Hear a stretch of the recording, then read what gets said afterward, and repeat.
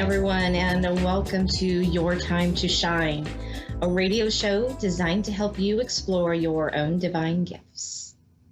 Good evening, and thank you for tuning in with me and being here with me this evening. And I hope this finds you well.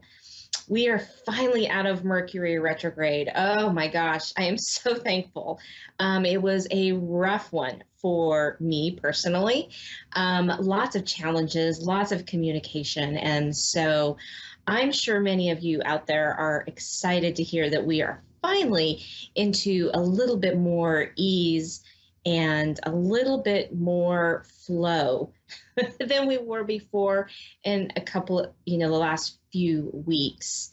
So it feels like things have kind of settled down a little bit. People have found their minds after losing their minds during Mercury retrograde. So you have to laugh about it because that's all you can do.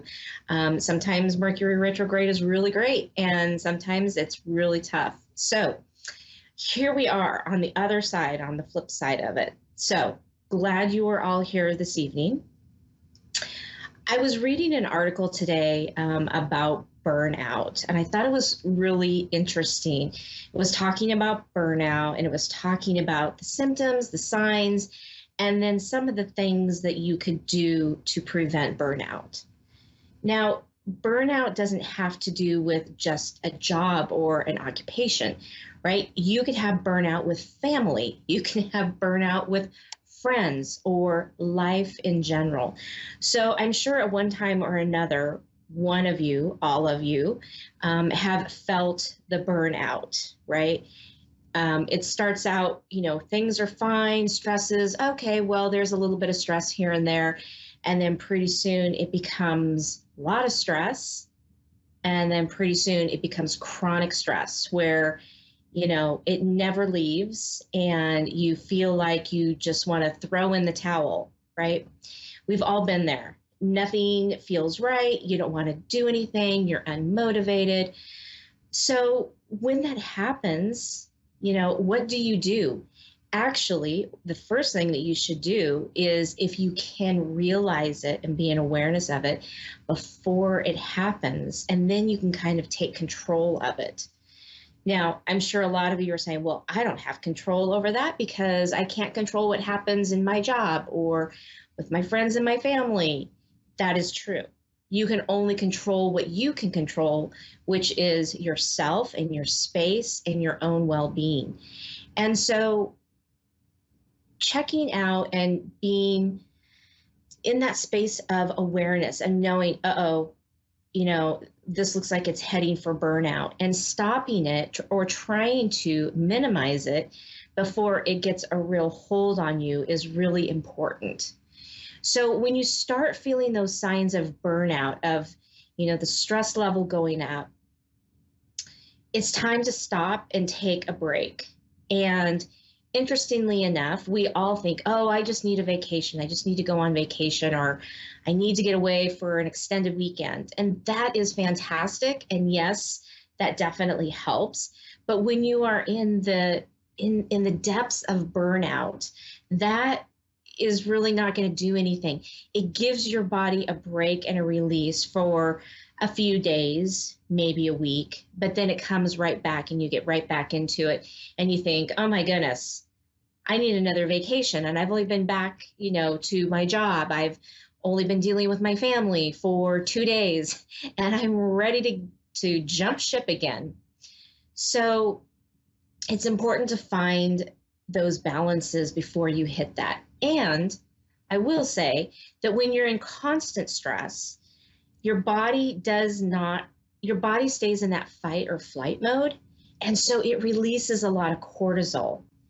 And if you are in that space of fight or flight all the time, releasing that cortisol, you start to gain weight, or you can't lose the weight because your body is ready to react. It's storing up all that fat for energy so that you can be on the go if you need to, right? Way back when we were starting out as prehistoric beings, right? We needed that. We needed to have that flight response. But we don't really need that anymore, thankfully. Normally, we're not being chased by dinosaurs. So, in today's world, hopefully, most of us don't need that. That we're in a situation where we have to be in flight mode.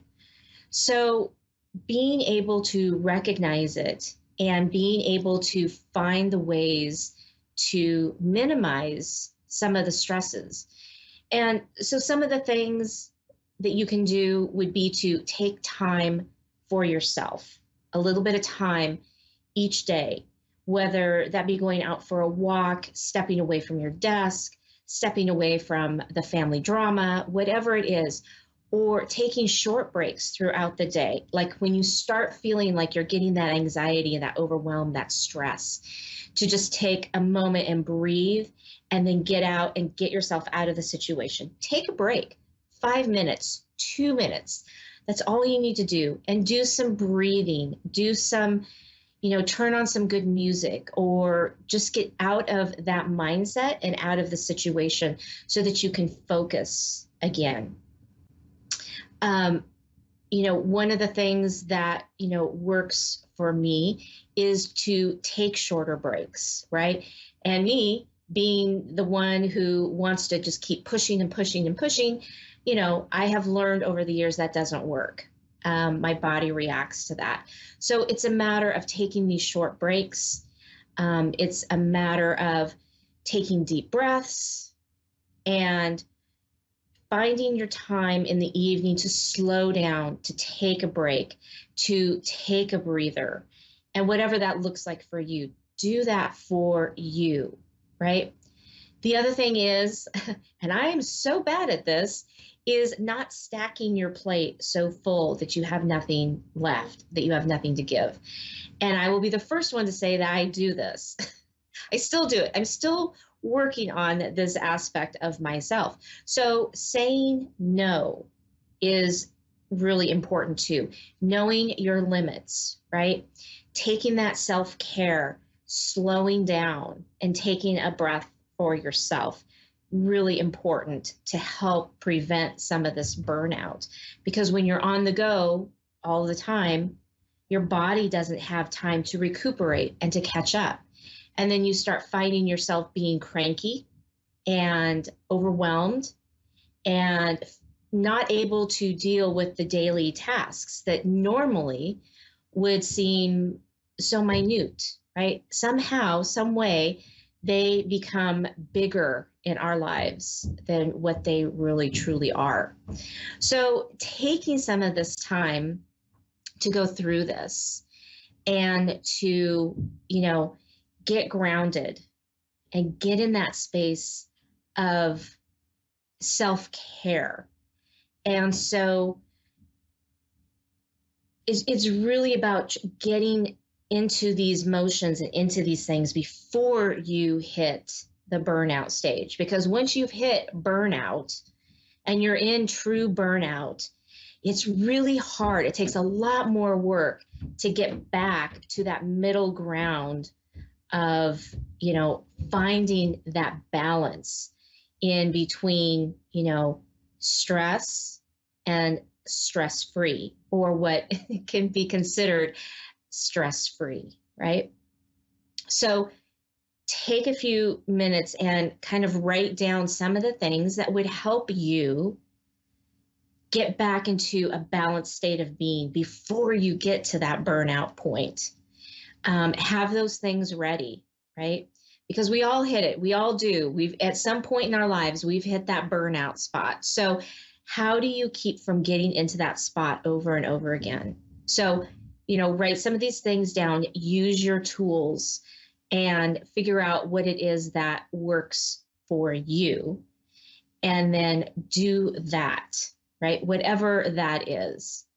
Another thing that I find actually works really, really well is being in gratitude and doing like ramblings, what I call ramblings of gratitude, and just rattling off all the things that I'm grateful for, from the littlest things to the biggest things. And it helps shift my mindset. Or having some mantras What are mantras? Mantras are those positive statements that help you help you in the manifestation process, actually, too. But these will help you get into a different frame of mind and a different mindset. It will start changing the chemicals in your body to a higher frequency and a higher vibration.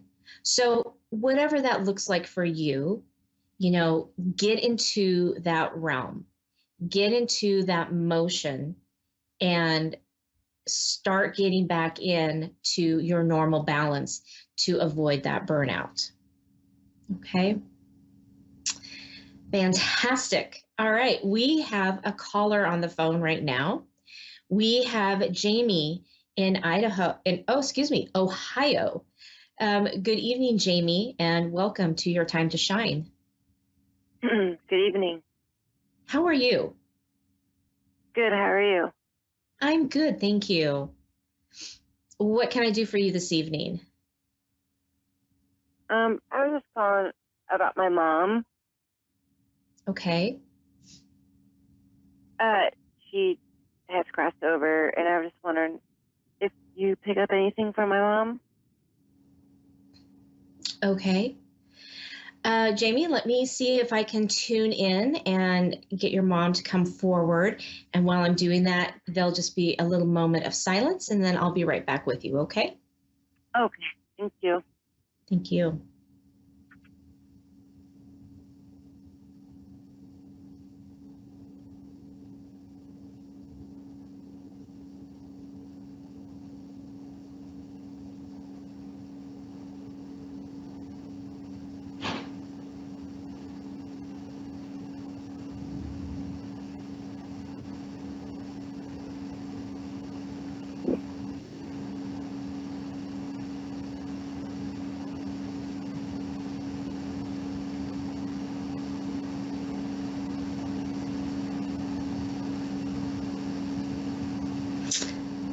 Okay, Jamie.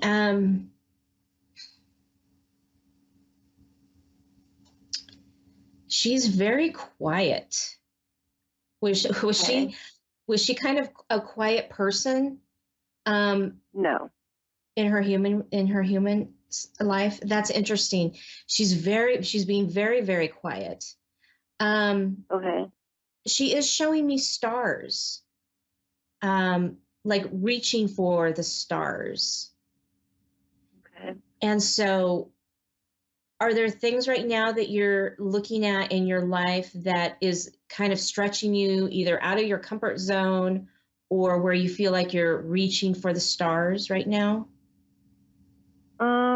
Maybe a little. Okay. She's showing me like she's reaching up, like she's trying to grab something. Okay. So, grabbing hold and taking initiative and taking that stance, if that makes sense. Okay. Mm-hmm. Okay.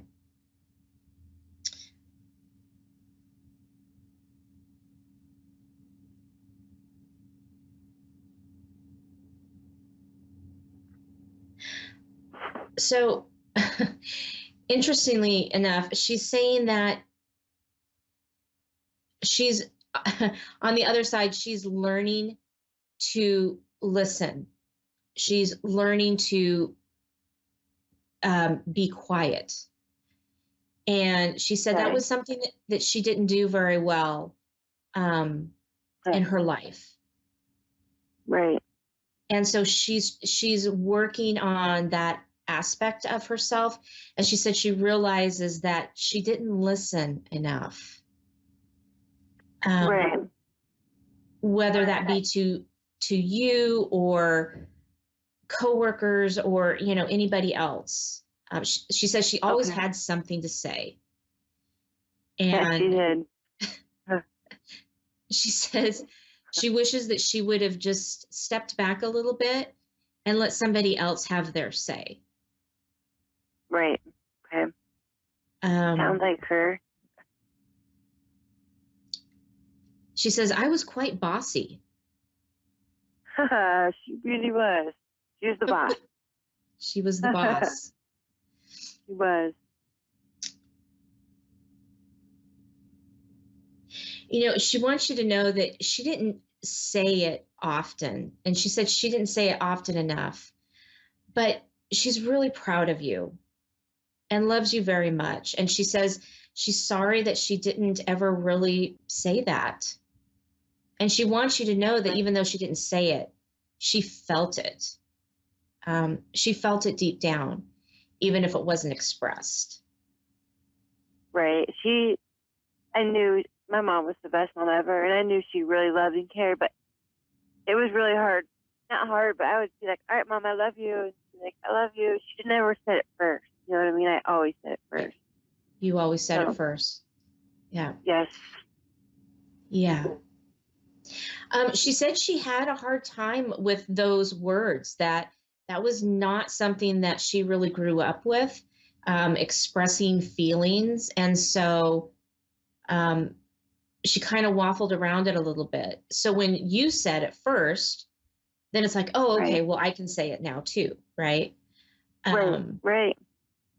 So she said it's not because she didn't love you, or because, she didn't mean that. She didn't know how to express herself because of the upbringing that she had. And she's not criticizing it. She's just saying it was just what it was. Right. Right. Yep. I understand that 100%. Yeah. She's very matter of fact, actually. Right.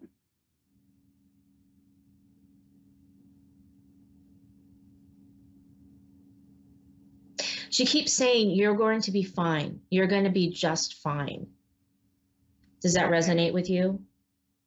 I mean, I don't know. I mean, she has told me that before. She really has. About certain things, but it's really hard without her. I'll just say that. Yeah. And I was just hoping that she's doing okay. You know what I mean? She is. Yeah. She's doing great on the other side. She says she's really taking stock of her life right now, and what it was that she didn't do. Maybe she should have done better. So she's really taking this time right now to really dive into that piece. Right. I just have one more question. Sure. Before, because me and my sisters took care of her towards the end of her life, and she had asked me one thing to do for her, and I promised I would. And I'm just wondering if she knows that I kept her promise to her. Like, I did what she wanted. She's saying absolutely you have, and she had no doubt whatsoever that you were going to be able to keep that promise. Okay. I did. Yeah. The house that I live in was my childhood home, and I promised her I would keep it in the family, which I did. I kept it. Me and my husband and my kids, we moved in here, and we live in her house that her and my father raised us in. So that was my promise to her. I just was wondering if she knew that I kept her house. Oh yeah. She's right there with you. She's right there with you in your everyday life. She really hasn't gone anywhere other than she's changed physical form, right? So right. She's enjoying dinner with you guys when you sit down and have dinner. When you're working around the house or she's right there with you. Oh, good. And good. She wants you to know that she really appreciates what you guys are doing. The fact that you're taking care of the house and you're putting the love into it. She says it's really important and it makes such a difference. And it's like she's beaming. It's like my heart just feels like it wants to explode. There's just so much love and so much gratitude there for what you guys are doing. And she wants you to know that. Good. Thank you. That was my, because when I promised her I would keep her house, I had my own house. And I'm like, I don't know what to do. Do I sell my house? Do I live in this house? What do I do? And I made a decision to move here. So that's what we did. And I'm just very happy that she knows I kept that promise to her. Yeah.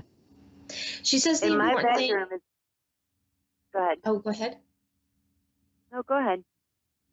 She says the important thing is that you are happy. She appreciates the Right. fact that you kept your promise, but she wants to make sure that you are happy with that decision. Right. I am. I have my good and bad days. It's hard to be here in a house without them, my mom and dad, but Right. I wouldn't want to be anywhere else. You know what I mean? Like my bedroom is where was their bedroom. I'm in that bedroom, so it's hard. But like I said, I wouldn't want to be anywhere else. Right. She says, do what you need to do to the house to make it your own. Oh, geez. Don't feel like you have to keep it exactly the way they kept it or the way you remember it. Let it be, Right. let it be something like a work of art through your heart. And as you Right. do that, as you change things, it could be a coat of paint, right? Very, very simple. Right. Doesn't cost anything, right? Bring in some new little knickknacks or pictures or something to change it up, to make it feel like your home, right? So that you can start settling in and saying, this is our home. And this speaks to us. It speaks about us, but yet you have that memory of, but then there's the solid bones that was your mom and dad's home. Right. Well, Yeah. We've been here 2 years, and we literally redid the whole house. I'm talking we took out the kitchen, we took out everything and redid it. So we did remodel the whole house. Oh, good. Complete makeover. Yes. And those were things that she wanted done while she was alive, but she, got sick and stuff. So Right. I was hoping that she'd seen everything that we've done to her house, that she would have been so happy. Most definitely. Yeah. You're good. My main thing is I just want her to be happy. So. And she most definitely is. She most definitely is. Good. That makes me happy that she's happy. Yeah. But that's pretty much all I had was just about her. Does she have anything else for me?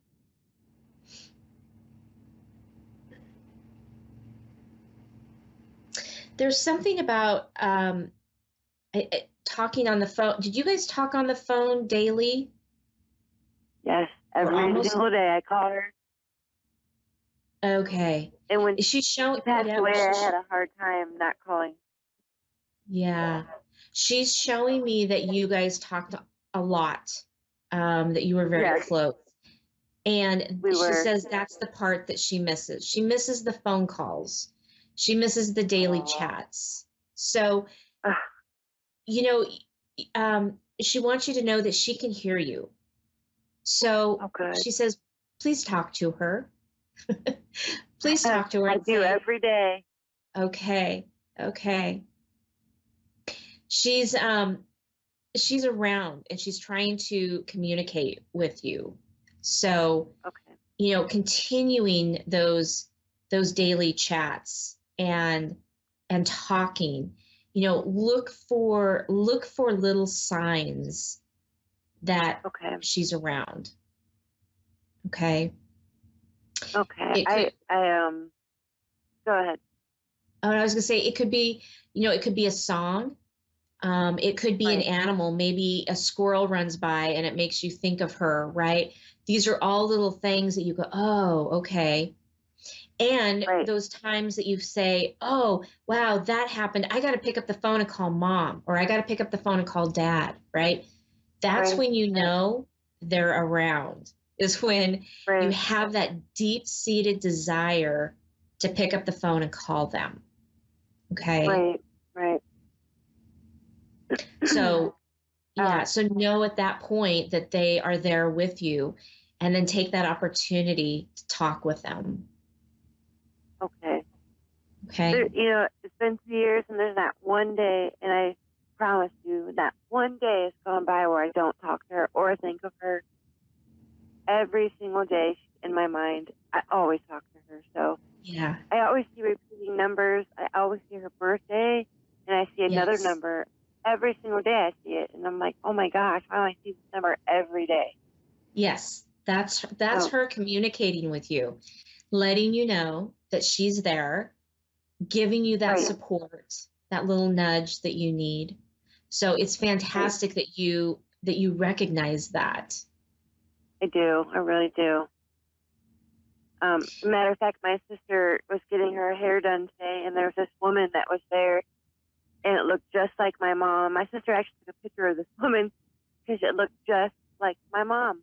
It was like, yes. Oh my gosh, that's mom, but it wasn't her, but it looked just like her. Yes. Weird. Yes. Again, those are all signs that, right. that your mom is in presence with you. Yeah. Right. Thank you. Thank you. Thank you. It makes me happy, It's been really hard without her. So I can imagine. I can feel that bond that you guys had. So I can only imagine the empty feeling that you feel. Right. Well, thank you. But know that she is with you. She's just in a different form. Okay. Right. When they one more question, when they're in a different form, obviously they still know their life and stuff, but does she know, like, I don't know, do they know, like, okay, well, that's my daughter? And I mean, do they think still, you know what I mean? They do? Yes. Okay. Yeah. Everything is about energy, and we're all energy. Even in our human selves, we're energy. So it's just about the vibration and the frequency of that energy. And, just because they've lost their human bodies doesn't mean they don't understand or remember how the humanness and the human bodies, work and what we have to do. Right. So. Right. Okay. Well, now, Jamie, is she with my father? Actually, I'm sorry, what? Is my mom and dad together? Is my mom with my dad up there? Yeah, they are together. They are? Yeah. Okay, good. And Jamie, we're coming down to the last few seconds of our show, so I do need to say goodnight, but I want to thank you so much for calling in. Okay. Thank you so much. You are so welcome. Well, that does it for me, everyone. Have a wonderful evening. If you would like to connect with me, go to my website at wingsofsoulswithjulie.com. My Facebook pages, Julie YeagerWalker Medium or Your Time to Shine. Have a wonderful evening, everyone. We'll see you next week.